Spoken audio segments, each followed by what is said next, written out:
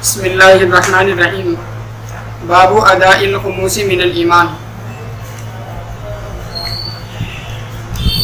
مال غنیمت میں سے خمس ادا کرنا یہ ایمان کا حصہ ہے.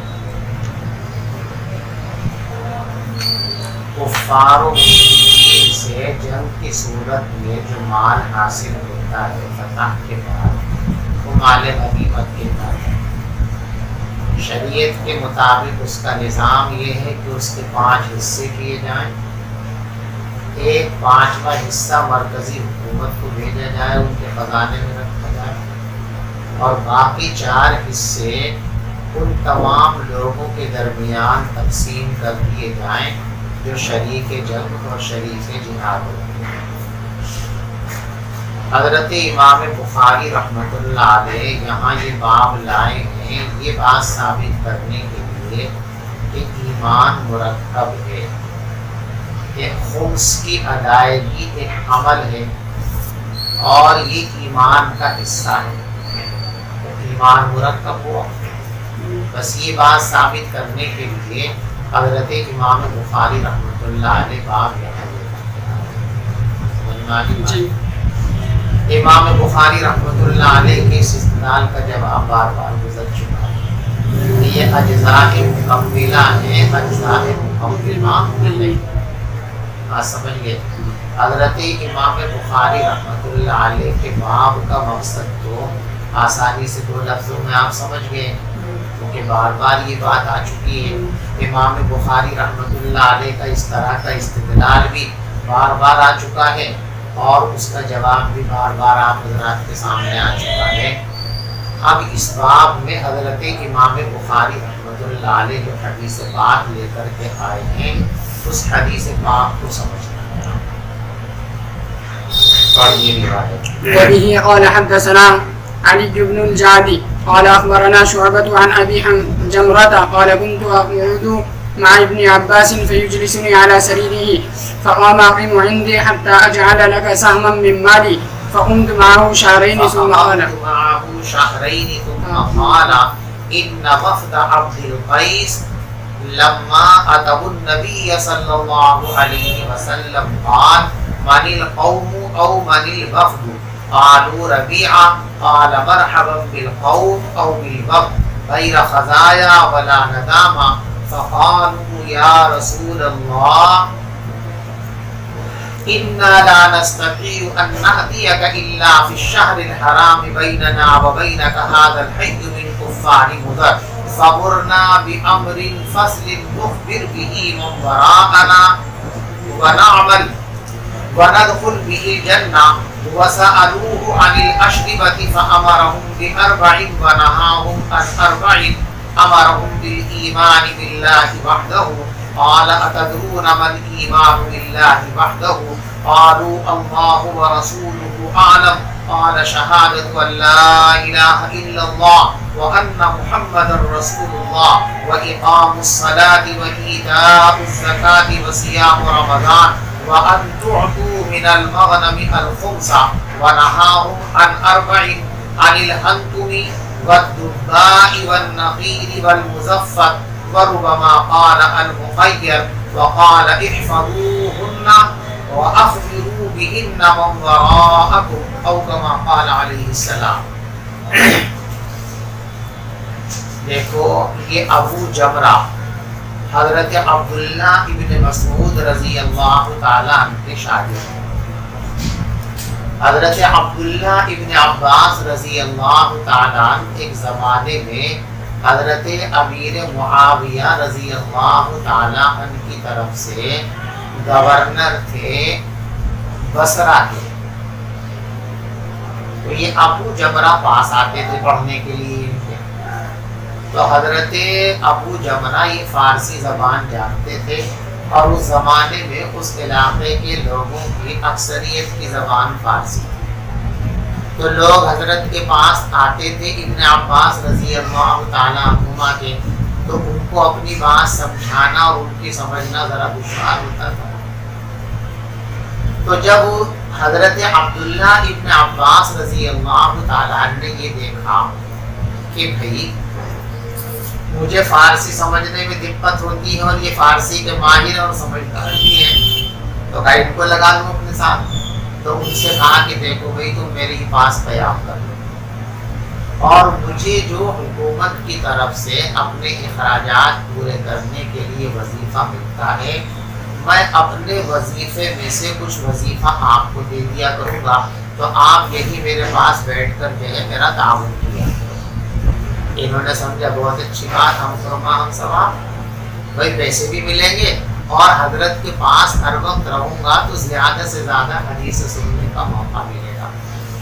تو 2 مہینے تک حضرت ابو جمرہ رحمۃ اللہ علیہ حضرت عبداللہ ابن عباس رضی اللہ تعالیٰ عنہ کے ساتھ رہے۔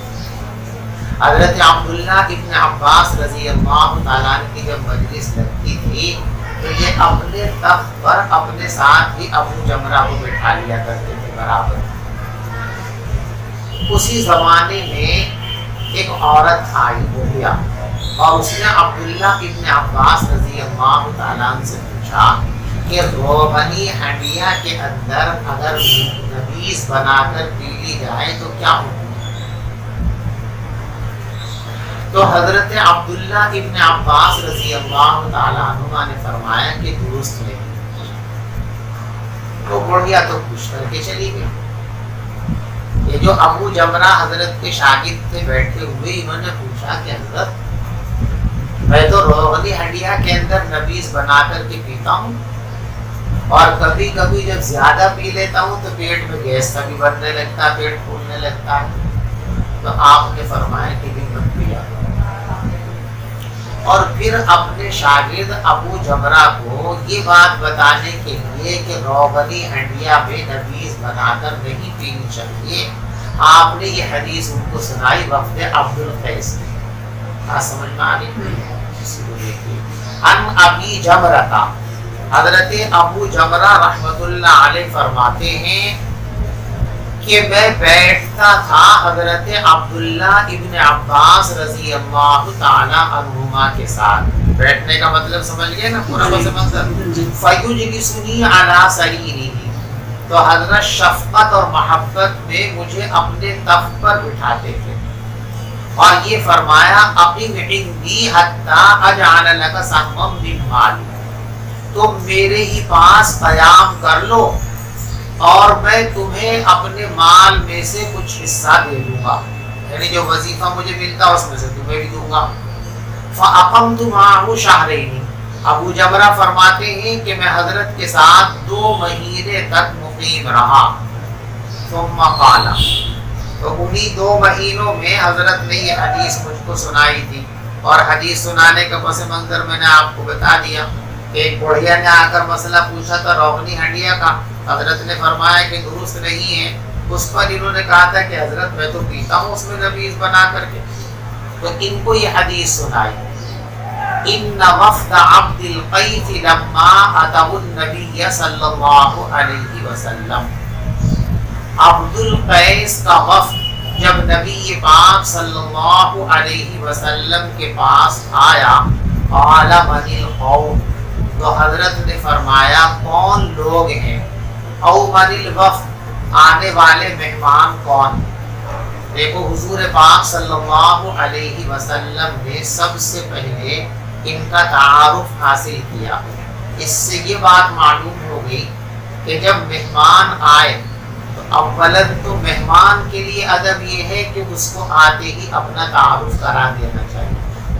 یعنی شناختہ جگہ ہے تو وہاں تو کوئی مسئلہ ہی نہیں، جانی پہچانی جگہ، لیکن نئی جگہ اگر جائیں تو جاتے ہی اپنا تعارف کرا دینا چاہیے کہ میں کون ہوں اور کیوں آیا ہوں، کہاں سے آیا ہوں، کون ہوں، اپنا تعارف اور غرض کہ میں کیوں آپ کے پاس آیا ہوں، تاکہ اسی حساب سے میزبان آپ کا انتظام کرے، آپ کے ساتھ سلوک کرے اور برتاؤ کرے، نہ میزبان کو کوئی زحمت ہو اور نہ آپ کو کوئی زحمت ہو۔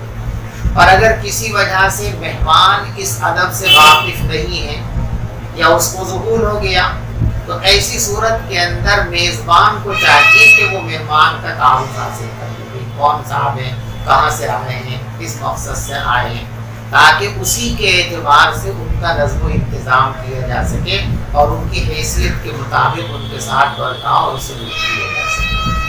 تو اب آنے والے لوگوں نے اپنا تعارف نہیں کرایا تھا، اس لیے پیغمبر علیہ السلام نے ان سے تعارف حاصل کیا۔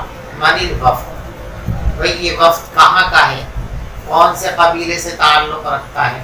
یہاں راوی کو تردد ہے کہ حضور پاک صلی اللہ علیہ وسلم نے من الوفد کہا تھا یا من القوم کہا تھا، دونوں میں سے کوئی ایک لفظ کہا تھا، اور مطلب دونوں کا ایک ہی ہے کہ بھئی آپ کہاں سے آئے ہیں، اپنا تعارف کرا دیجیے۔ قالوا، تو ان لوگوں نے جواب دیا، ربیعہ، ہم ربیعہ سے ہیں۔ دیکھو نزار ایک شخص گزرے ہیں، نزار کے دو بیٹے تھے، ایک ربیعہ ایک مضر، دونوں بھائیوں میں اختلاف اور جھگڑا ہوا۔ اس اختلاف اور جھگڑے کی وجہ سے ایک بھائی ایک جگہ جا کر کے رہنے لگا، دوسرا بھائی دوسری جگہ جا کر رہنے لگا۔ تو جو پرانی دونوں بھائیوں کے اندر رنجشیں تھی، وہ رنجش اولاد اور اولاد چلی آ رہی تھی، اور اب بھی ربیعہ کی اولاد اور مضر کی اولاد کے اندر ٹکراؤ اور مخالفت جاری تھی۔ تو یہ ربیعہ کے شاخ میں سے ہیں عبد القیس، اور دوسرا قبیلہ مضر ہے۔ اسی مضر میں آگے چل کر کے حضور پاک صلی اللہ علیہ وسلم کا سلسلہ نسب بھی آتا ہے۔ قالوا ربیعہ، تو انہوں نے کہا کہ ہم ربیعہ کی شاخ ہیں۔ قال مرحبا بالقوم او بالوفد، تو حضرت نے فرمایا کہ ہم آنے والے مہمانوں کو خوش آمدید کہتے ہیں، غیر خزایا ولا ندامہ، نہ رسوائی کی بات ہے نہ شرمندگی کی بات ہے۔ یعنی آپ یہاں آئے ہیں تو یہاں آنے کے بعد آپ کو نہ ندامت ہوگی نہ شرمندگی ہوگی۔ یعنی کوئی آدمی کہیں جائے اور وہاں اس کے ساتھ اس کی حیثیت کے مطابق برتاؤ نہ کیے جائے، اس کی امیدیں پوری نہ ہو، تو آدمی کو افسوس ہوتا ہے کہ یار میں کیوں آیا، یہاں پہ آنا ہی نہیں چاہیے تھا مجھ کو۔ یا کوئی ایسی بات سامنے آ جائے جس سے اس کو شرمندگی ہو، تو حضرت نے فرمایا نہ تو یہاں آنے کے بعد آپ کو کسی طرح کی شرمندگی ہوگی اور نہ ہی آپ کو کسی طرح کی رسوائی ہوگی۔ یہ جملہ آپ نے کیوں فرمایا؟ بظاہر جملے کی کوئی ضرورت نہیں تھی، اس لیے کہ حضور پاک صلی اللہ علیہ وسلم کے پاس عموماً وفود آتے رہتے تھے، مہمان آتے رہتے تھے، لیکن ہر وقت کو آپ یہ جملہ نہیں فرماتے تھے غیر خزایا ولا ندامہ، کہ آپ کو یہاں ندامت اور رسوائی کا سامنا نہیں کرنا پڑے گا۔ تو انہی کو کیوں فرمایا؟ جی بعض محدثین نے اس کی وجہ یہ بیان کی ہے کہ دیکھو اگر کسی قوم سے مسلمانوں کی جنگ ہو اور جنگ میں پسپا ہونے کے بعد وہ لوگ پھر اسلام کو قبول کریں تو انہیں ندامت ہوگی، یار اتنی مشقتیں اٹھائی، اتنے لوگ مارے گئے، یہ ہوا، اس سے بہتر تو پہلے اسلام قبول کر لیتے۔ کسی کو جنگ میں پکڑ کے قیدی بنا لیا جاتا ہے، اور وہ قیدی جب حضور پاک صلی اللہ علیہ وسلم کے صحابہ کے ساتھ رہتے تھے 2-4 دن، تو اسلام کی خوبیوں کو اور صحابہ کے اخلاق کو دیکھ کر وہ مسلمان ہو جاتے تھے، تو تھوڑی سی شرمندگی، تو یار گرفتار ہو کے آئے۔ اب یہ لوگوں نے خود قبول کیا اسلام، نہ تو ان سے جنگ کی نوبت آئی، نہ ان کو قید کر کے لانے کی ضرورت پیش آئی، اپنی سمجھ سے، اپنی خوشی سے، اپنی پسند سے انہوں نے اسلام قبول کیا۔ تو اب نہ تو ان کو یہ شرمندگی کے قیدی ہو کر کے زنجیروں میں باندھ کے لائے گئے تھے، نہ یہ افسوس کہ ہم نے جنگ کیوں کی، اس لیے کہ جنگ وغیرہ کچھ ہوئی۔ لیکن صحیح بات یہ ہے کہ حضور پاک صلی اللہ علیہ وسلم نے یہ بات اس لیے فرمائی تھی کہ ربیعہ اور مضر ان دونوں قبیلوں کے درمیان جنگ چلی آ رہی تھی، اور اس جنگ کے اثرات اب تک تھے۔ یہ ربیعہ کی شاخ سے ہیں، اور حضور پاک صلی اللہ علیہ وسلم کا نسب مضر والی شاخ ہے، تو ان کے ذہنوں میں یہ بات آ سکتی تھی کہ بھئی مضر کے ساتھ ہمارا ٹکراؤ رہا، ہم نے ان کے ساتھ کیسا کیسا کیا، اور یہ بھی مضر ہی کے شاخ سے ہیں، تو پتہ نہیں کہ اس پرانی عداوت اور دشمنی کا کوئی اثر ان کے ذہن میں نہ آئے اور اس کی وجہ سے ہمارے ساتھ کسی طرح کی کوئی ناروا بات نہ ہو جائے۔ اس کے پیش نظر آپ نے ان کی غلط فہمی کو پہلے ہی دور کیا کہ وہ ہم جو جنگیں رہی ہیں ماضی میں، جو خاندانی اختلافات رہے ہیں، اسلام میں اس کی کوئی حیثیت نہیں ہے، اب اسلام لانے کے بعد اس کے اثرات باقی نہیں رہیں گے، اور اس خاندانی خلش کی وجہ سے تمہارے ساتھ یہاں کوئی نازیبا برتاؤ اور ناروا سلوک نہیں کیا جائے گا۔ یہ تسلی دینے کے لیے حضور پاک صلی اللہ علیہ وسلم نے فرمایا غیر خزایا ولا ندامہ، نہ یہاں تم کو رسوائی کا سامنا کرنا پڑے گا اور نہ ندامت اور پشیمانی کا سامنا کرنا پڑے گا۔ یہ استقبال ہو گیا، بات چیت ہو گئی، اب انہوں نے اپنا مدعا رکھا۔ فقالوا یا رسول اللہ، ان لوگوں نے کہا اے اللہ کے رسول صلی اللہ علیہ وسلم، انا لا نستطيع ان نأتيك الا في الشهر الحرام، ہم آپ کے پاس نہیں آ سکتے مگر شہر حرام میں۔ کیوں؟ بیننا و بینک ھذا الحی من کفار مضر، ہمارے درمیان اور آپ کے درمیان، یعنی ہماری بستیوں اور مدینے کی بستی کے درمیان جو راستہ ہے، اس راستے پر کفار مضر رہتے ہیں اور ان سے ہمارا پرانا ٹکراؤ چلا رہا ہے۔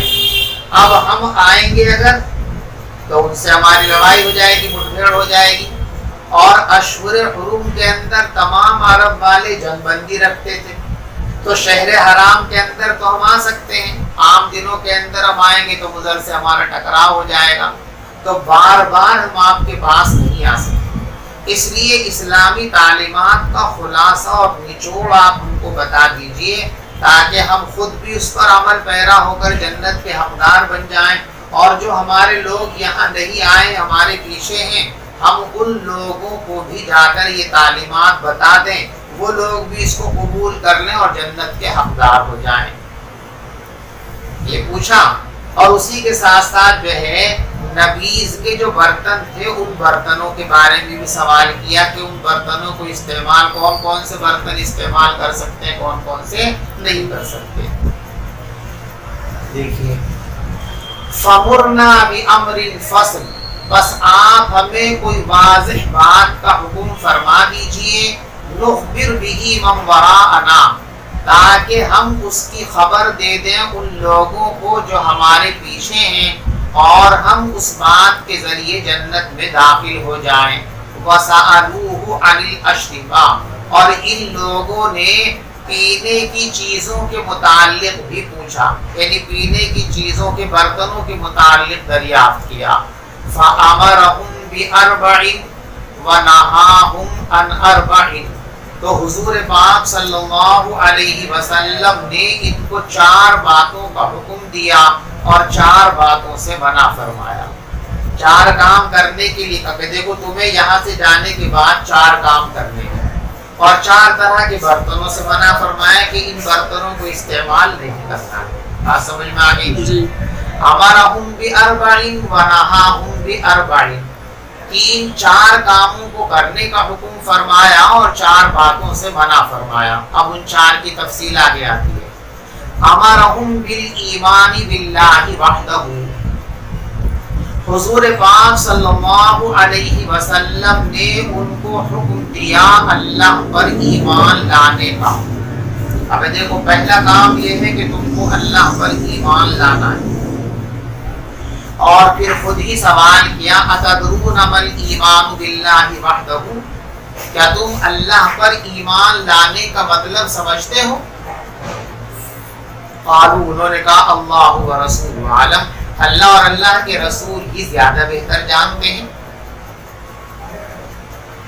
قالا، تو حضور نے فرمایا شہادت ان لا الہ الا اللہ وان محمد رسول اللہ، اس بات کی گواہی دینا کہ اللہ کے سوا کوئی معبود نہیں ہے اور حضرت محمد مصطفیٰ صلی اللہ علیہ وسلم اللہ کے رسول ہیں، اور نماز قائم کرنا اور زکات دینا اور رمضان کے روزے رکھنا اور یہ کہ تم مال غنیمت کا 5واں حصہ بیت المال کو دیا کرو. گنو کتنے کام ہوئے جی؟ ایمان باللہ، شہادت اللہ الہ الا اللہ وان محمد رسول اللہ ایک ہو گیا. اقام الصلاۃ، ایتاء الزکاۃ، صیام رمضان، تعطوا من المغنم الخمس. کتنے ہو گئے؟ 5 ہو گئے. اب اشکال یہ ہے کہ حضور پاک صلی اللہ علیہ وسلم نے 4 باتیں بتانے کے لیے فرمایا تھا، اب یہ 5 ہو گئے تو مطابقت نہیں رہی نا. حضرات محدثین میں سے بعض حضرات کا خیال یہ ہے، دیکھو یہ شہادت اللہ الہ الا اللہ وان محمد رسول اللہ یہ تو بطور تمہید فرمایا. ایسا فرمایا بھی بطور تمہید، بطور تمہید فرمایا. اصل جو 4 چیزیں ہیں جو معمور بھی ہیں وہ اقام الصلاۃ سے شروع ہوتی ہیں. اقام الصلاۃ، ایتاء الزکاۃ، صوم رمضان، وان تعطوا من المغنم الخمس. 4 ہو گئی. سمجھ میں آ رہی بات؟ جی. اور بعض حضرات نے یہ فرمایا کہ دیکھو یہاں جو ہے صرف ایک ہی چیز کا بیان ہے. جو 4 معمور بھی چیزیں ہیں کہ حضور پاک صلی اللہ علیہ وسلم نے ان کو 4 باتیں بتائی تھی، تو یہاں 4 چیزیں روایت میں مذکور نہیں ہیں، بلکہ روایت میں صرف ایک چیز کا ذکر ہے، الایمان باللہ. یعنی حضور پاک صلی اللہ علیہ وسلم نے جو 4 چیزیں بیان فرمائی تھی ان میں ایک تو ایمان باللہ اور 3 چیزیں اور تھی. تو یہ جو یہاں 5 چیزیں ہیں، یہ 5 چیزیں 4 یا 5 نہیں، یہ تو سب ایک ہے. یہ تو ایمان باللہ کی تشریح ہے، تو ایک ہی معمول بھی ہے، الایمان باللہ وحدہ، اور شہادت اللہ الہ الا اللہ وان محمد رسول اللہ واقام الصلاۃ وایتاء الزکاۃ وصیام رمضان وان تعطوا من المغنم الخمس. یہ 5 باتیں مل کر ایمان کی تشریح ہے. تو روایت میں صرف کتنی چیزیں بیان کی گئی ہیں؟ ایک چیز بیان کی گئی ہے، وہ کیا ہے؟ ایمان باللہ، الایمان باللہ وحدہ. ٹھیک، اور یہ 5 چیزیں اس کی تشریح ہیں. اب 3 باتیں کہاں گئی؟ فرماتے ہیں کہ حضور پاک صلی اللہ علیہ وسلم نے تو 4 ہی چیزیں بیان فرمائی تھی، بقیہ 3 چیزیں جو آقا نے ارشاد فرمائی تھی وہ یا تو راوی کو بھول ہو گئی، بھول گئے، وہ ممکن ہے انسانی تو، یا پھر اختصاراً انہوں نے یہاں اس کا تذکرہ نہیں کیا. تو ایک معمول بھی کا تذکرہ یہاں پر ہو گیا، بقیہ 3 اختصار یا نسیان کی وجہ سے یہاں بیان ہونے سے رہ گئی. بات سمجھ شریف میں آ گئی. اور بعض لوگوں کا خیال یہ ہے کہ دیکھو یہاں حضور پاک صلی اللہ علیہ وسلم نے اصل 4 چیزیں بیان فرمائی ہیں. شہادت اللہ الہ الا اللہ وان محمد رسول اللہ ایک ہو گئی، اقام الصلاۃ 2 ہو گئی، ایتاء الزکاۃ 3 ہو گئی، صیام رمضان 4 ہو گئی، ان تعطوا من المغنم الخمس کیا ہو گئی؟ 5 ہو گئی. تو وہ جو 5ویں چیز ہے وہ ایک اضافی اور زائد چیز ہے، بات میں سے بات نکلتی ہے. کبھی کبھی انسان کسی بات کو بیان کرتا ہے، بیان کرتے کرتے کوئی اور بات اس کے ذہن میں آ جاتی ہے کہ یہ بھی ضرورت کی چیز ہے، تو اس کو بھی بیان کر دیا جاتا ہے. جیسے ایک موقع پر رسول پاک صلی اللہ علیہ وسلم کے پاس ایک شخص آیا اور کہا کہ حضرت ہم سفر میں جاتے ہیں، تھوڑا سا پانی ہمارے ساتھ ہوتا ہے. اب راستے میں کہیں کہیں ہلکی سی ہوا اگر نکل جائے تو ہم وضو کریں یا بس یہی کام چلا لیں، کیونکہ پانی کی قلت بھی ہے اور پیشاب پاخانہ تو کچھ نہیں، یعنی ہوا ہی تو نکلی، ہوا میں تو کوئی گندگی بظاہر ہوتی ہے. تو پیغمبر علیہ الصلوۃ والسلام نے فرمایا اذا فطا احدکم فلیتوضا. دیکھو جب بھی کسی کا کسی کی ہوا نکل جائے، گوز نکل جائے تو اس کو وضو ضرور کرنا چاہیے۔ یہ ان کے سوال کا جواب ہے۔ یہ تو سوال کیا تھا انہوں نے کہ خروج ریح کے بعد وضو کرنا لازمی ہے یا وضو کرنا لازمی نہیں ہے، تو اس کا جواب صرف اتنا تھا اذا فضا احدکم فلیتوضا، جب تم میں سے کسی آدمی کو گوز نکل جائے، ریح نکل جائے تو اس کو وضو کرنا چاہیے۔ لیکن اس روایت میں آگے ایک جملہ اور ہے وَلَا تَأْتُوا النِّسَاءَ فِي أَدْبَارِهِنَّ، عورتوں کے پچھلے مقام میں اپنی شہوت پوری مت کیا کرو۔ اب یہ سائل کے سوال میں تو نہیں تھا اس کا تذکرہ، لیکن پیغمبر علیہ السلام نے سمجھا کہ یہ مسئلہ بھی لوگوں کو جاننا چاہیے، اس لیے مزید افادے کے طور پر یہ بات آپ نے بیان کروا۔ یہاں بھی ایسے ہی ہوا کہ وہ چار مامور بھی شہادت اللہ الہ الا اللہ وان محمد رسول اللہ و اقام الصلاۃ و ایتاء الزکاۃ و صیام رمضان، یہ چار تو وہ مامور بھی ہو گئے جن کا وعدہ تھا۔ لیکن بات کرتے کرتے بات میں سے بات نکلی، آپ کے ذہن کے اندر یہ آیا کہ بھئی مضر سے ان کی دشمنی ہے تو لڑائیاں ہوتی رہتی ہیں اور لڑائیوں میں مال غنیمت بھی ملتا ہے، تو مال غنیمت کا مسئلہ بھی ان کو ساتھ ساتھ بتا دیں گے، بار بار تو یہاں آئیں گے نہیں۔ تو بات میں سے بات نکلی، وہ چار باتیں بتاتے بتاتے ایک مفید بات آپ کے ذہن میں مزید آ گئی تو وہ بھی بتا دیں۔ جیسے استاد سبق پڑھاتا ہے تو اس باب میں جس کو وہ پڑھا رہا ہے، اس آیت کو، اس حدیث کو جس کو وہ پڑھا رہا، اس کی تشریح کرتے کرتے کبھی کبھی کوئی اس سے ملتی جلتی یا ذرا سی مناسبت سے کوئی دوسری بات آ جاتی ہے جو بظاہر اس آیت اور اس حدیث میں نہیں ہوتی ہے، لیکن افادے کے لیے سبق میں دوسری باتیں بھی بتا دی جاتی ہیں نا۔ تو ایسے یہاں اصل سبق تو یہ چار مامور بھی ہی تھے، اور انتعطوا المغنم انتعطوا الخمس من المغنم، یہ جو ہے اضافی طور پر جو ہے پیغمبر علیہ السلام نے بیان فرما دیا، ان چار معمور بھی میں نہیں ہے۔ تو معمور بھی تو چار ہی رہے، لہذا کوئی اشکال نہیں ہے، اور یہ پانچویں بات اضافی بات سمجھ میں آ گئی۔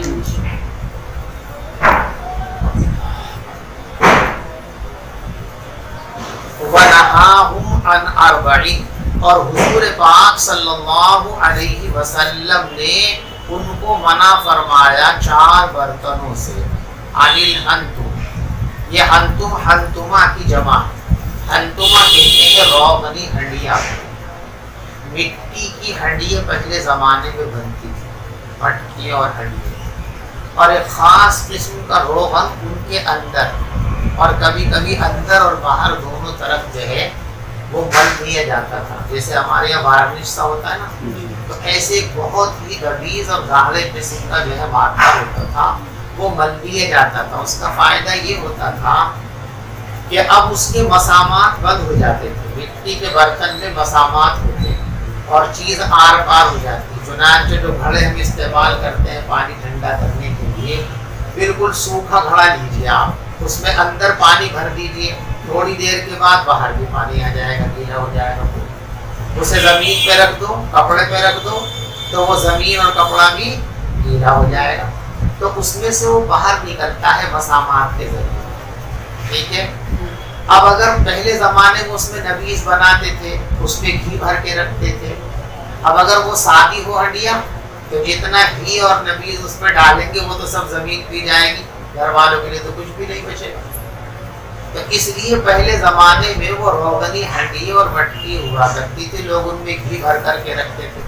پہلے زمانے میں تقریباً ہر گھر میں، اکثر گھروں کے اندر اصلی گھی ہوتا تھا، اکثر گھروں میں بھینس پالتے تھے لوگ اور اپنا دودھ پلوتے تھے اور اس میں جو اپنا استعمال کرتے تھے، اس کو تو اسی میں بھر کے رکھ لیا، چلتا رہتا تھا، استعمال ہوتا رہتا تھا۔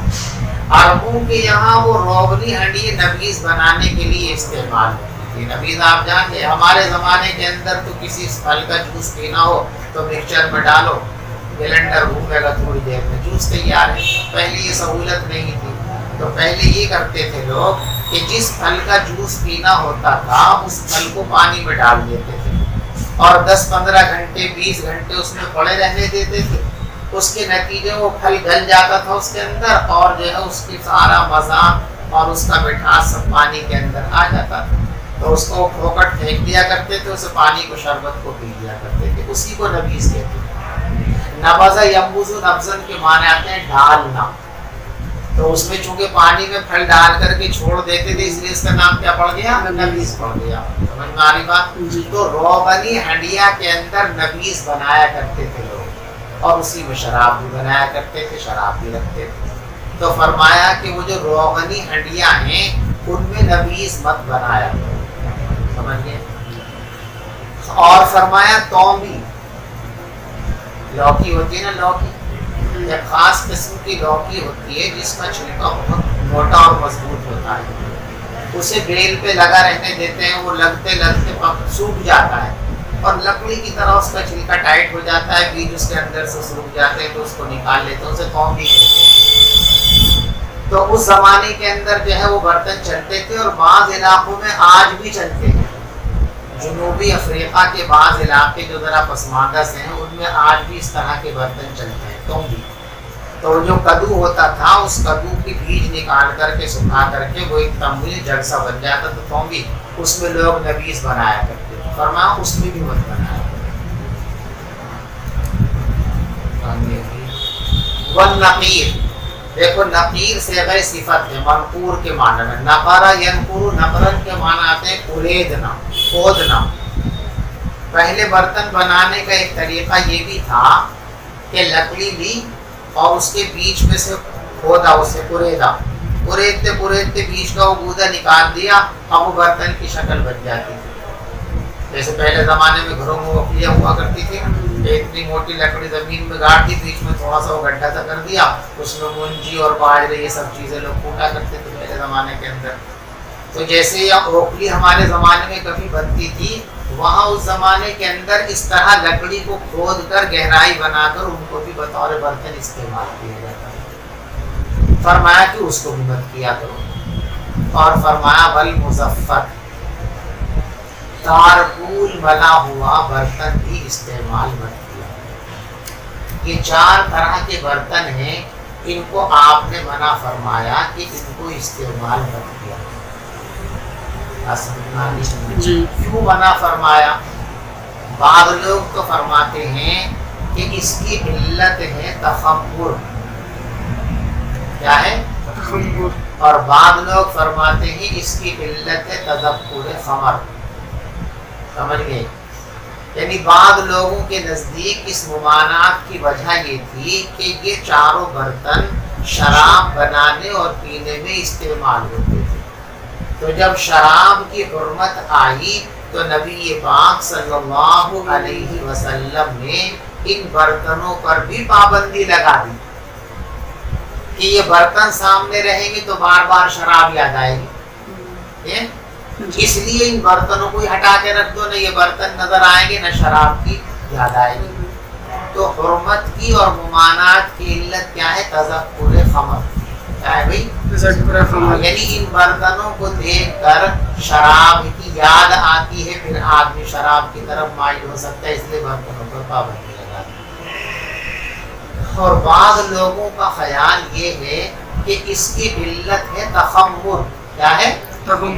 شراب بن جانا، یعنی ان تمام برتنوں میں مسامات نہیں ہوتے، جس میں مسامات ہوتے ہیں اس کے اندر ہوا داخل ہوتی رہتی ہے اور اندر کی گیس باہر نکلتی رہتی ہے، تو جلدی سے اس چیز میں نشہ نہیں پیدا ہوگا، سکر پیدا نہیں ہوگا، اور جب اس میں سے ہوا اندر کی باہر، باہر کی اندر نہیں جائے گی تو وہ چیز جلدی سے سڑ جائے گی، اور سڑنے کے بعد ہی شراب بنتی ہے۔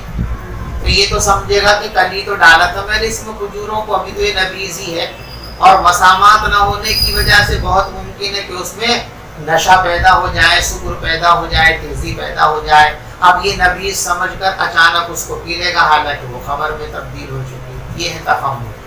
بات سمجھ میں آ رہی؟ جی۔ اسی لیے علماء میں یہ اختلاف ہو گیا کہ حضور پاک صلی اللہ علیہ وسلم نے ان برتنوں کی جو ممانعت ارشاد فرمائی تھی وہ ممانعت اب بھی ہے یا ختم ہو گئی؟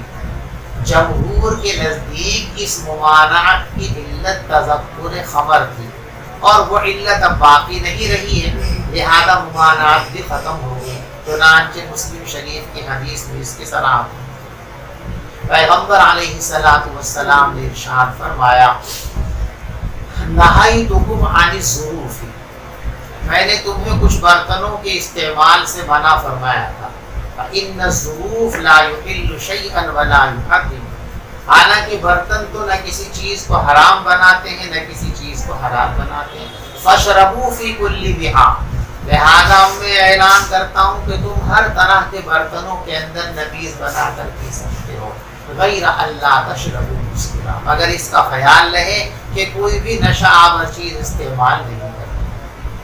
تو جن حضرات کے نزدیک علت ممانعت تذکر خمر تھی، اب وہ علت ختم ہو گئی، علت ختم ہوئی تو بھی ختم ہو گیا۔ اور بعض حضرات کی رائے یہ ہے کہ نہیں، ان کی ممانعت کی علت تھی تخمر، اور تخمر کی علت آج بھی برقرار ہے، کیونکہ مسامات نہیں، لہذا آج بھی ہوئے۔ جو اثر اس وقت ہوتا کہ سڑ کر کے وہ شراب میں تبدیل ہو سکتی تھی نبیذ، وہ بات آج بھی ہے، لہذا جب علت آج بھی موجود ہے تو ممانعت بھی موجود رہے گی۔ ان کے نزدیک آج بھی ان برتنوں کا استعمال کرنا جائز اور درست نہیں ہے۔ وَنَهَاهُمْ عَنْ أَرْبَعٍ، اور منع فرمایا 4 چیزوں سے، حنتم سے، دبہ سے، نقیر سے، مزفت سے۔ دیکھو مزفت اس کو کہتے ہیں جس پر زفت ملا ہوا ہو، اور مقیر اس کو کہتے ہیں جس پر قیر ملا ہوا ہو۔ زفت اور قیر یہ دونوں مادے جس کو ہمارے تارکول کہتے ہیں، تارکول کسی چیز پہ بند ہو تو اس کے مسامات بھی بند ہو جاتے ہیں، ختم ہو جاتے ہیں۔ اعلیٰ، اور پھر آپ نے فرمایا احفظوہن، ان چیزوں کو اچھی طرح یاد کر لو۔ دیکھو یاد کرنے کے مفہوم میں ہم لوگ غلط فہمی کا شکار ہو جاتے ہیں۔ یاد کرنے کا مطلب یہاں رٹنا نہیں ہے، ہم یہ سمجھتے ہیں کہ یاد کرنے کا مطلب رٹنا ہے کہ ان چیزوں کو رٹ لو، حنتم، دبہ، مقیر، مزفت، رٹنے کی حفظ ہو گیا، یہ مقصد نہیں ہے۔ حفظ کے مفہوم میں عمل بھی شامل ہے۔ حدیث پاک میں جب یوں کہا گیا کہ ان چیزوں کو یاد کرو تو ان کا مطلب صرف رٹنا نہیں ہے بلکہ ان کا مطلب اس کو عمل میں لانا ہے۔ جیسے حدیث پاک میں ہے کہ اللہ تبارک و تعالیٰ کے 99 نام، من احصاہا، جو ان کو شمار کر لے وہ جنت میں چلا جائے گا۔ تو اب کس نے گن لیا 1 2 3 4 5 6 7 8 9 10 11 12 99 جنت میں چلا گیا؟ نہیں جائے گا۔ احصاء کے مضمون میں یہ بات بھی شامل ہے کہ عملی طور پر ان کو یاد کریں، یعنی اللہ تبارک و تعالیٰ کے جو 99 نام ہیں وہ نام صفات پر دلالت کرنے والے ہیں، اور صفات 2 طرح کی ہیں۔ وہ صفات تو ایسی ہیں کہ ان کا مفہوم صرف اللہ کی ذات کے ساتھ خاص ہے، لہٰذا ان کو تو کوئی اختیار کر ہی نہیں سکتا، لیکن کچھ صفات ایسی ہیں جو اللہ کی ذات کے ساتھ اپنے مفہوم کے اعتبار سے خاص نہیں ہیں، جیسے رحمت ہے، شفقت ہے، سخا ہے، عدل ہے، انصاف ہے۔ یہ چیزیں اللہ کی صفات بھی ہیں اور بندوں کو بھی ان صفات کا اختیار کرنے کا حکم دیا گیا ہے۔ تو من احصاها دخل الجنہ کا مطلب یہ ہے کہ ان ناموں میں جن صفات کا تذکرہ کیا گیا ہے، جو شخص ان صفات کو اپنے اندر لے آئے گا، وہ صفات اپنے اندر پیدا کر لے گا، دخل الجنہ، تو وہ جنت کے اندر چلا جائے گا۔ بات سمجھ میں آئی؟ جیسے یہاں احفظوہن، اس کو یاد کر لو، یعنی رٹ لو یہ نہیں ہے، رٹنے کے ساتھ ساتھ کہ جو باتیں ہم نے تمہیں بتائی ہیں تم خود اس کو عمل پہ لے آؤ، عمل میں آ گئی تو بھولنے کا سوال ہی پیدا نہیں ہوتا۔ لہذا حدیثوں کو یاد کرنے کا آسان طریقہ ہی یہ ہے کہ ان پر عمل کی کوشش کرو، عمل کرنا شروع کر دو گے تو ان حدیثوں کو کبھی بھول نہیں سکتے۔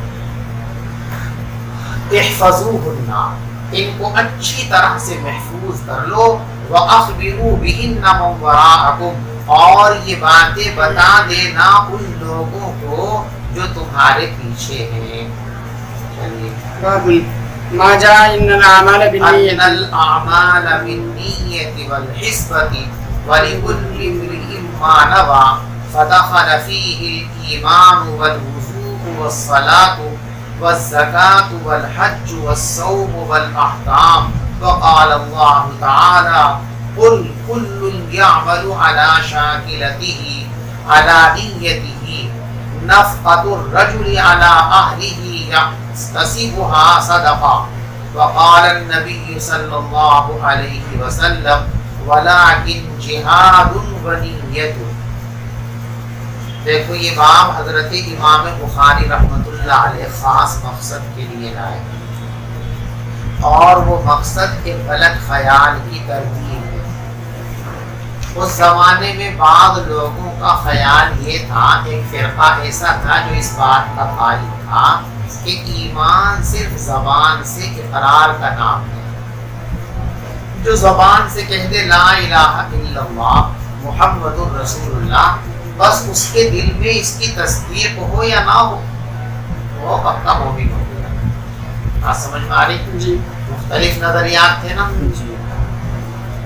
بعض لوگوں کا یہ ہے، دیکھو نیت کے اعتبار سے تین طرح کے لوگ ہو سکتے ہیں۔ ایک وہ آدمی کہ جس کے دل کے اندر جو ہے پکی تصدیق ہے، لیکن کسی مجبوری کی وجہ سے وہ اقرار نہیں کر پایا، ٹھیک ہے۔ ایک وہ ہے کہ صرف زبان پر تو ہے، دل میں تصدیق نہیں ہے، اور ایک وہ ہے کہ دل میں تصدیق بھی ہے اور زبان پر ایمان اقرار بھی ہے۔ تو جہاں دونوں چیزیں جمع ہیں وہ تو سب کے نزدیک متفق علیہ مومن۔ تو ایک طبقہ اس زمانے میں ایسا بھی تھا جو اس بات کا قائل تھا کہ ایمان لانے کے لیے اور مومن ہونے کے لیے تصدیق قلبی کی ضرورت نہیں ہے، بس زبان سے بھی اگر کوئی کہتا ہے لا الہ الا اللہ محمد الرسول اللہ، دل میں اس کے تصدیق ہو یا نہ ہو، یہ لفظ وہ ایمان لانے کی نیت سے کہے یا یوں ہی کہتے، دونوں صورتوں کے اندر اس کو مومن مانا جائے گا، بس وہ مومن ہو گیا۔ اس غلط خیال کی تردید کے لیے حضرت امام بخاری رحمۃ اللہ علیہ نے یہ باب قائم فرمایا۔ ہماری بات کہ جب تک دل میں نہیں ہوگا، جب تک نیت نہیں ہوگی، تب تک جو ہے ایمان کا وجود اور تحقق نہیں ہو سکے گا۔ باب ما جاء ان الاعمال بالنیت والحسبہ، اس بات کا بیان کہ اعمال کا اعتبار نیت اور ثواب کی امید ہی پر ہوتا ہے۔ وَلِكُلِّ امْرِئٍ مَّا نَوَىٰ، اور ہر آدمی کو وہی چیز حاصل ہوتی ہے جس کی وہ نیت کرتا ہے۔ فَدَخَلَ فِيهِ الْإِيمَانُ، بس ایمان بھی اس میں شامل ہے، اور وضو بھی اس میں شامل ہے، اور نماز بھی اس میں شامل ہے، اور زکوٰۃ بھی شامل ہے، اور حج بھی شامل ہے، اور روزہ بھی شامل ہے، اور جملہ احکام اس میں شامل ہے۔ یعنی ہر عمل کے لیے نیت ضروری ہے۔ ہمارا مسلک اس سلسلے کے اندر یہ ہے کہ اعمال عبادت دو طرح کے ہیں، عبادات مقصودہ اور عبادات غیر مقصودہ۔ عبادات مقصودہ کے لیے نیت ضروری ہے، نیت نہیں ہوگی تو عمل کا تحقق نہیں ہوگا۔ ایک آدمی بغیر نیت نماز کے تکبیر تحریمہ بھی کہتا ہے، قیام بھی کرتا ہے، رکوع بھی کرتا ہے، قرات بھی کرتا ہے، سجدہ بھی کرتا ہے، سارے ارکان نماز ادا کرتا ہے، نیت نہیں ہے نماز پڑھنے کی تو نماز نہیں ہوئی، نماز کا ثواب اس کو نہیں ملے گا۔ نماز اس کے ذمے سے جبھی ثابت ہوگی اور ثواب تبھی ملے گا جب وہ نیت بھی کرے کہ میں نماز پڑھ رہا ہوں۔ بغیر نیت کے صبح سے شام تک بھوکا رہے، پیاسا رہے، نہ کچھ کھایا یا نہ پیا تو روزہ نہیں ہوا۔ ہاں نیت کر لے تو روزے کا ثواب ملے گا۔ ایک آدمی پیسے دے رہا، لے بھائی بانٹ رہا، لیکن زکوٰۃ کی نیت نہیں ہے تو زکوٰۃ ادا نہیں ہوگی۔ جب یہ نیت کرے گا کہ یہ رقم زکوٰۃ کی مد میں دے رہا ہوں تو اب زکوٰۃ ادا ہوگی۔ بات سمجھ میں آ رہی؟ جی۔ لیکن جو عبادات غیر مقصودہ ہیں ان میں نیت ضروری نہیں، نیت ہو یا نہ ہو ہر حال کے اندر ان کا تعلق ہو سکتا ہے، اور وضو عام عبادات مقصودہ میں سے نہیں۔ وضو تو نماز کے لیے ذریعہ اور وسیلہ ہے، لہذا کوئی آدمی نیت کرے یا نہ کرے، اگر ارکان وضو اس نے ادا کر دیے تو طہارت اس کو حاصل ہوگی۔ ہاں البتہ ایک تو ہے وضو کا اثر طہارت اور پاکی، ایک ہے وضو کا اثر ثواب کا حاصل ہونا۔ حصول ثواب یہ تو نیت سے وابستہ ہے. اگر آپ نے نیت وضو کر کے منہ دھو لیا، ہاتھ دھو لیے، مسح کر لیا، پاؤں دھو لیا، تو آپ کو دو چیزیں ملیں گی. ایک آپ کو طہارت حاصل ہو جائے گی، ایک آپ کو وضو کرنے کا ثواب ملے گا. اور بغیر وضو کی نیت کے آپ نے چہرہ دھو لیا، ہاتھ دھو لیے، مسح کر لیا اور پاؤں دھو لیے، تو آپ کو ثواب تو وضو کا نہیں ملا، البتہ طہارت آپ کو حاصل ہو گئی. بات سمجھ میں آ رہی ہے؟ تو اب یہ رد کرنے کے لیے کہ دیکھو نیت جب تک نہیں ہوگی تب تک ایمان کا تحقق نہیں ہوگا، خالی زبان سے کہہ دینا کافی. اس باب کے آنے سے یہ بھی پتہ چل گیا کہ جو پچھلی ہماری مہینوں سے بحث چل رہی ہے وہ بحث لفظی اختلاف کے تک ہے. اس لیے کہ امام بخاری رحمۃ اللہ علیہ کا مسلک بھی اس باب سے واضح ہو گیا کہ ان کے نزدیک بھی اصل ایمان کس کا نام ہے؟ تصدیق قلبی ہی کا نام ہے. تو وہ اعمال کو بار بار ثابت کر رہے ہیں، جیسے کہ ہم نے پہلے کہا تھا کہ ان کا مقابلہ چونکہ مرجئہ سے تھا اور مرجئہ اعمال کو کوئی حیثیت نہیں دیتے، اس لیے عمل کی حیثیت کو واضح کرنے کے لیے انہوں نے یہ موقف اختیار کیا. تو یہ اختلاف لفظی ہے، ورنہ محدثین محققین تمام اہل سنت والجماعت کا نقطۂ نظر یہ ہے کہ ایمان کی جو حقیقت ہے جس کو تصدیق قلبی کہتے ہیں وہ بسیط ہے، اس کا کوئی جز نہیں ہے. اور کمال ایمان اس کے لیے اجزاء، اس لیے کہ ایمان کے اندر جان اور کمال جو ہے وہ اعمال ہی کے ذریعے پیدا ہوتا ہے. اعمال بڑھتے جائیں گے، کمال ایمانی بڑھتا چلا جائے گا. اعمال کم ہوں گے تو کمال ایمانی بھی گھٹتا چلا جائے گا. تو یہ اضافہ کمال ایمان کے اندر ہوتا ہے، نفس ایمان کے اندر نہیں ہوتا ہے. بات سمجھ میں آئی بھائی؟ اور اللہ نے فرمایا ان کل یعمل علی شاکلتہ، آپ کہہ دیجئے کہ ہر انسان عمل کرتا ہے اپنے طریقے کے مطابق. امام بخاری رحمۃ اللہ علیہ فرماتے ہیں کہ یہ شاکلہ کا ترجمہ نیت ہے، علی نیتی، علی شاکلہ کا ترجمہ علی نیتی، کہ ہر آدمی اپنی نیت کے اعتبار سے کام کرتا ہے. کسی کی نیت کچھ ہوتی ہے، کسی کی نیت کچھ ہوتی ہے، اور جیسی جس کی نیت ہوتی ہے اللہ اس کے ساتھ ویسا ہی برتاؤ اور سلوک فرماتے ہیں. ایک اور دلیل ہے نفقۃ الرجل علی اہلہ یحتسبها صدقۃ، آدمی کا اپنے اہل و عیال پر خرچ کرنا اس حال میں کہ وہ ثواب کی امید رکھتا ہو تو صدقے کا ثواب ملتا ہے.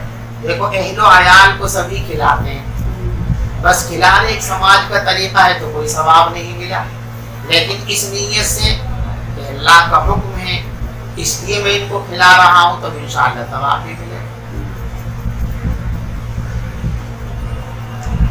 اور پیغمبر علیہ السلام نے فرمایا ولیکن جہاد ونیت، جب مکہ فتح ہو گیا تو پیغمبر علیہ السلام پہلے تو حکم یہ تھا کہ مکے میں جو آدمی ایمان لائے اہل مکہ میں سے اور وہ ہجرت کرنے پر قادر ہو تو اس کے ایمان کے مقبول و معتبر ہونے کے لیے ضروری ہے کہ وہ ہجرت کرے، مکہ چھوڑ کر مدینہ جائے تاکہ اسلام کی قوت میں اضافہ ہو، مسلمانوں کی تعداد میں اضافہ ہو. لیکن اب مکہ فتح ہو گیا تو مکہ اب دارالکفر نہیں بلکہ دارالاسلام ہو گیا، تو اب دارالاسلام سے تو ہجرت نہیں ہوتی. تو آپ نے اعلان فرمایا لا ہجرت بعد الفتح، فتح مکہ کے بعد اب مکے سے ہجرت کرنے کا حکم نہیں رہا. اب لوگوں کو یہ ہوتا وہ تو ثواب سے محروم رہ گئے. ہم مکے میں ایمان لاتے پھر ہجرت کرتے، جو لوگ اب مکے فتح مکہ کے موقع پر تو سارا مکہ مسلمان ہوا نا، تب ان کو یہ حسرت رہتی نا تو یار اب پہلے سے لاتے تو ایمان کا ثواب بھی ملتا، ہجرت کا ثواب بھی ملتا. اب ایمان لائے تو ہجرت کے ثواب سے محروم ہو گئے، بس ایمان ہی کا ثواب ملا تو گھٹ گیا نا ثواب. تو فرمائے کہ مایوس مت ہو ولیکن جہاد، دیکھو ہجرت اور جہاد دو بڑے اسلامی عمل ہیں. فتح مکہ کے موقع پر ہجرت کا عمل موقوف ہوا لیکن جہاد کا عمل موقوف نہیں ہوا. تو اگر بڑے درجات حاصل کرنے کی تمنا ہے تو کوئی ہجرت ہی پر موقوف نہیں ہے، ان کے حاصل کرنے کے ایک تمنا ایک طریقہ یہ بھی ہے کہ جہاد کرو. تو مایوس ہونے کی ضرورت نہیں، فضل و کمال پانے کا راستہ اب بھی کھلا ہوا ہے. اور مزید فرمایا ونیہ، ٹھیک ہے عملاً اب ہجرت نہیں ہوگی مکے سے، لیکن نیت رکھو کہ خدا نخواستہ کبھی بھی اگر ایسی صورتحال پیدا ہوتی ہے کہ ہجرت کی ضرورت ہوگی تو ہم ہجرت کریں گے. تو اب یہ نیت ہوگی تو اس نیت پر بھی ثواب ملے گا.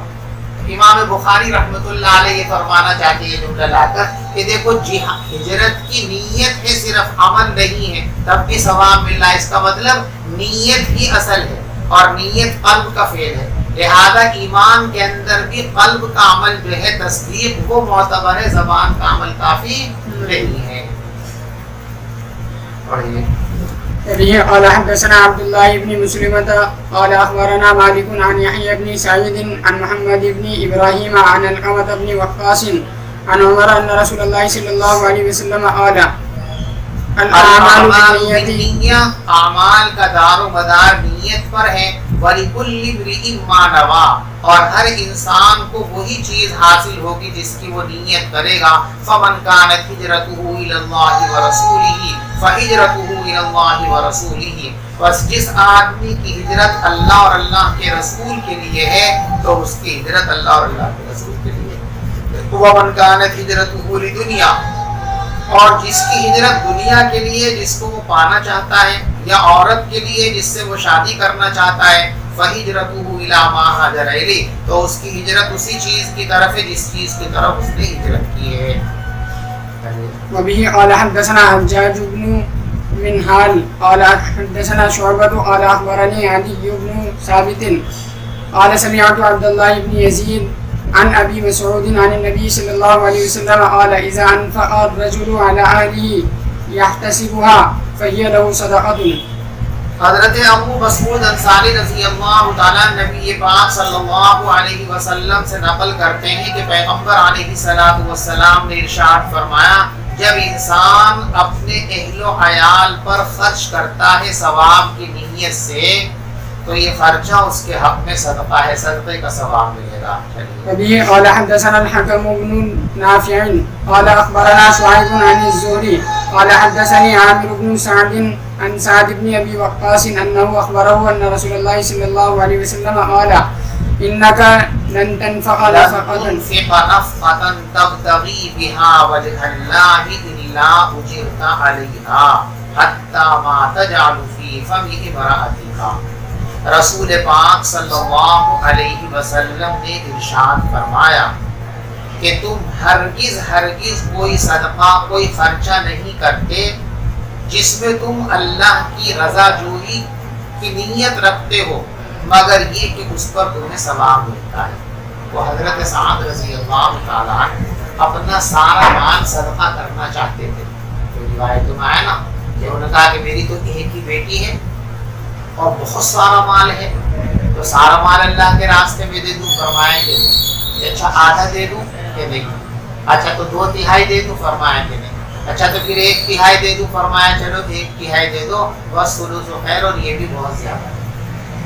تو اسی پس منظر میں یہ بات بتائی کہ ثواب کے لیے یہی ضروری نہیں ہے کہ آپ غربا پر خرچ کریں، فقیروں پر خرچ کریں، اپنے رشتہ داروں اہل و عیال حتیٰ کہ گھر والوں پر بھی اگر ثواب کی نیت سے خرچ کریں گے تو اس میں بھی صدقے جیسا ثواب ملے گا. تو اس میں آپ نے فرمایا کہ تم اپنی بیوی کے منہ میں جو لقمہ دو گے اس لقمہ دینے پر بھی تم کو صدقے کا ثواب ملے گا. آپ سمجھ گئے بھی؟ دیکھو اس کا ایک مطلب تو یہ ہو سکتا ہے کہ شوہر اور بیوی بیٹھے ہوئے ہیں، اب شوہر محبت کے ساتھ بیوی کے منہ میں لقمہ دے رہا، وہ اس کے شوہر کے منہ میں لقمہ دے رہی ہے. یہ جو محبت کے لیے اور جو ہے ایک دوسرے سے لیے محبت کی الفت کے طور پہ دیتے ہیں یہ صدقہ ہے. لیکن ہمارے استاد فرماتے ہیں کہ یہ اس سے مراد نہیں. بیوی کے منہ میں لقمہ دینے سے ثواب ملے گا، اس کا مطلب یہ ہے کہ کسی وجہ سے بیوی بیمار ہو گئی، اب وہ اپنے ہاتھ سے کھا نہیں سکتی، تو آپ ثواب کی نیت سے اس کے منہ میں لقمے بنا بنا کر کے دو، تو یہ بیماری میں اس کے منہ میں لقمے دینا یہ بھی ثواب. لہٰذا بیوی شوہر کے ساتھ کرے، شوہر بیوی کے ساتھ کرے، یا ماں باپ بیمار ہو گئے، اولاد جو ہے ماں باپ کو لقمے بنا بنا کر کھلا رہے ہیں، ان کو بھی ثواب ملے گا۔ تو جب یہ اپنے عزیز گھر کے فیملی کے لوگ اگر خدا نخواستہ ایسی بیماری میں مبتلا ہو جائیں کہ ان کے لیے اس طرح کھانا پینا ممکن نہ رہے، تو ایسے حال میں ان کے منہ میں لقمہ ڈالنا، لقمہ دینا، یہ صدقے کا ثواب رکھتا ہے۔ بات سمجھ میں آ گئی؟ بس اتنے میں کچھ پوچھنا تو نہیں کسی کو بھائی؟ بس نیک اعمال کرنے کے لیے، یہ گناہوں سے بچنے کے لیے زبانی نیت کرنی ہے یا دل میں خیال لانا ہے بس؟ وعلیکم السلام۔ نیت تو دل کے خیال کا نام ہے، زبان سے کہنا ضرور۔ وعلیکم السلام ورحمۃ اللہ وبرکاتہ۔ اور عبادات کے سلسلے میں سب میں نیت تو صرف دل کے ارادے کا نام ہے، تلفظ کا نام ہے۔ تلفظ کرنا بہتر ہے لیکن ضروری نہیں۔ چاروں مسلک کے ماننے والے اسی طرح ہاں، عمل سب کے کریں، کوئی نزدیک اختلاف تو جو ہے نہیں؟ سب کے نزدیک تلفظ ضروری نہیں۔ سب کے نزدیک یہی ہے کہ نیت دل کے ارادے کا نام ہے، تلفظ ضروری نہیں۔ البتہ ہمارے یہاں اور لوگوں کے یہاں تلفظ کو بدعت کہتے ہیں، ہمارے یہاں تلفظ کو بدعت نہیں بلکہ مستحسن کہتے ہیں، اس لیے کہ اس سے نیت بھی استحکام پیدا ہو جاتا ہے، استحضار زیادہ ہو جاتا ہے۔ باقی نیت میں تلفظ ضروری نہیں ہے، یہ سب کا متفقہ فیصلہ ہے، اس میں کسی کا اختلاف، سب کی رائے یہی ہے کہ نیت دل کے ارادے کا نام ہے، تلفظ ضروری نہیں۔